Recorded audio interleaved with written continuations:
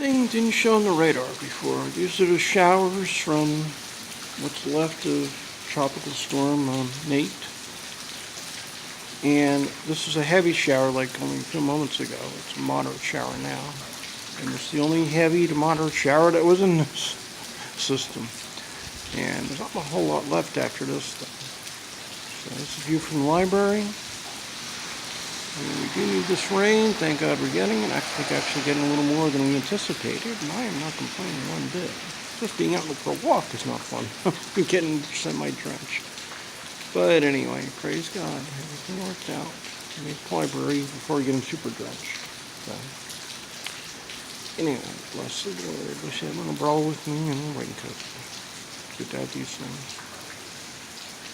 As the rain now lets up. There's some light showers after this. Other than that, it's going to be pretty quiet. I guess tomorrow's going to be a nice day. Praise be to Jesus.